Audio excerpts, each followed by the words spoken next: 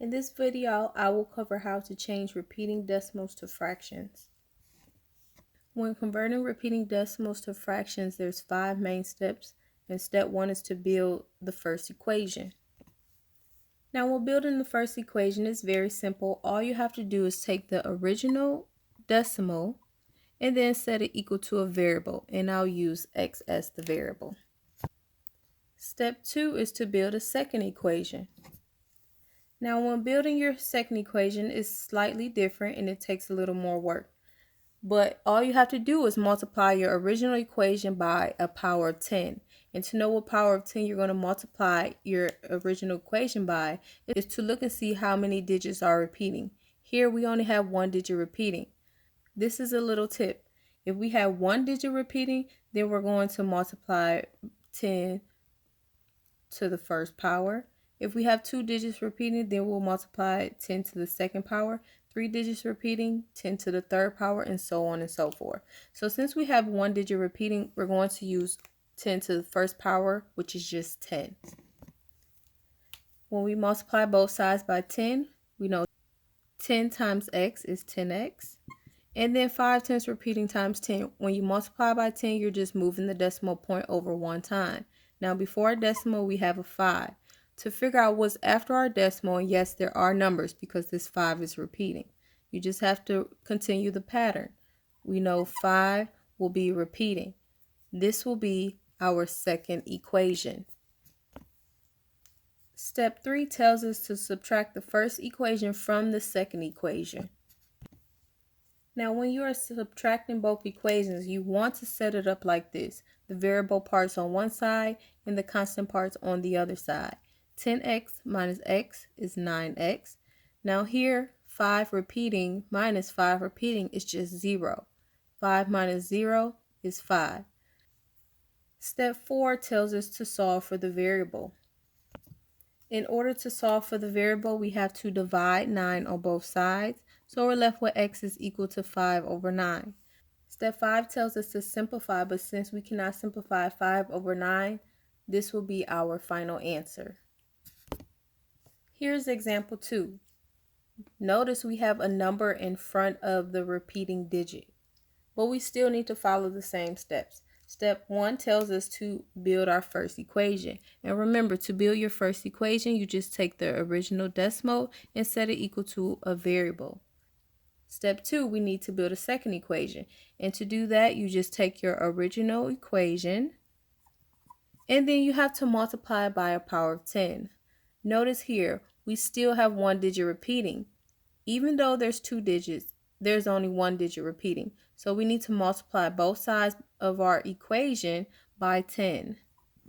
10x times 10 is 10x. And when we multiply this by 10, you move the decimal point over 1 time. The 1 is before the decimal. And to figure out what's after the decimal, you just continue the pattern.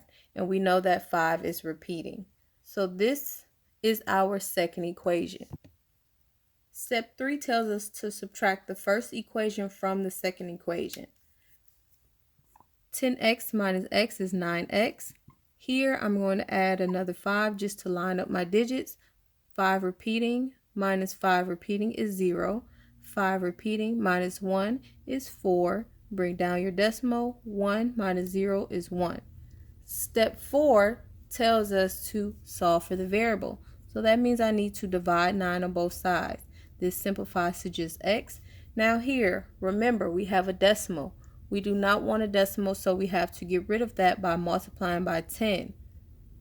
Now remember, you're only multiplying by 10 because there's only 1 digit after the decimal. 1 and 4/10 times 10 is 14. 9 times 10 is 90. Step 5 tells us to simplify. I know both of these numbers are divisible by 2. So 14 divided by 2 is 7. 90 divided by 2 is 45. That means our final answer is 7 over 45. This is the third example, and it's just adding one extra layer to what we did in the previous examples.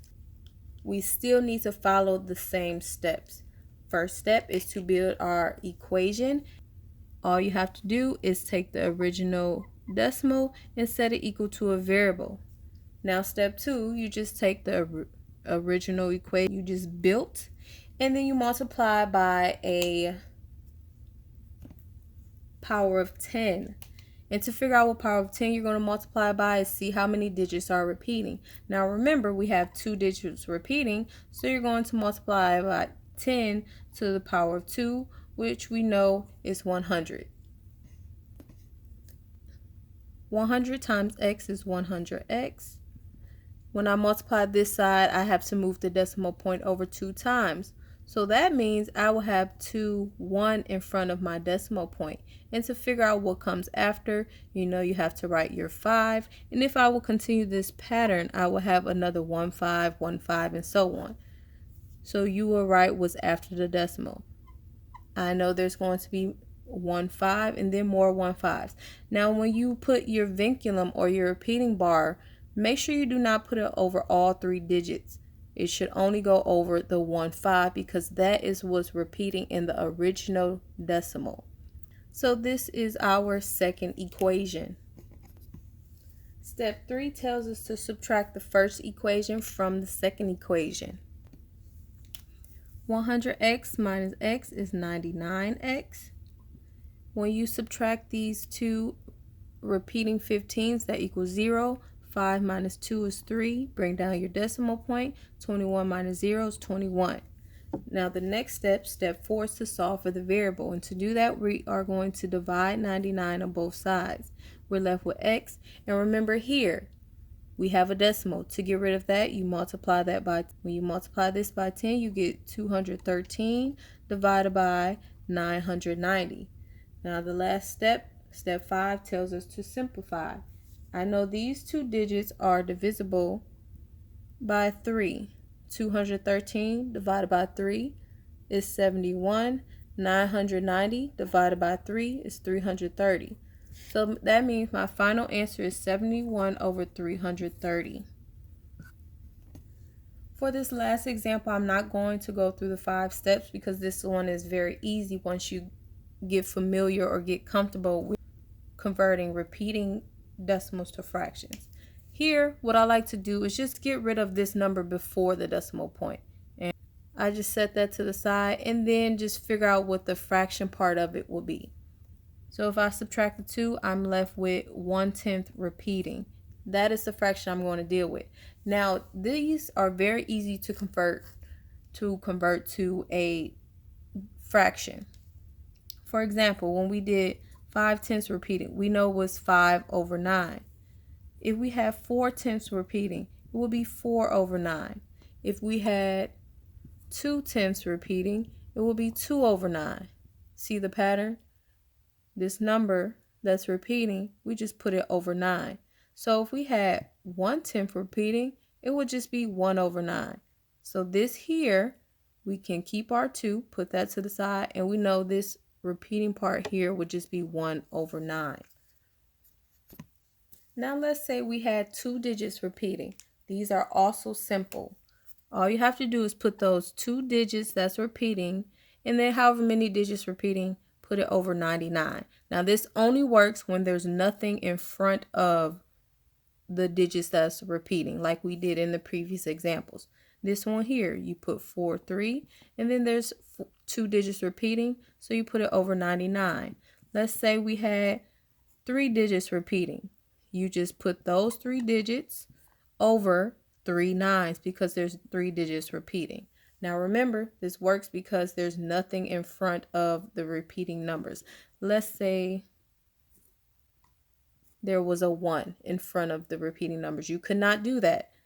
But you could do it if we had 1 and then the 3 repeating numbers. It would just be this with the 1 in front of it.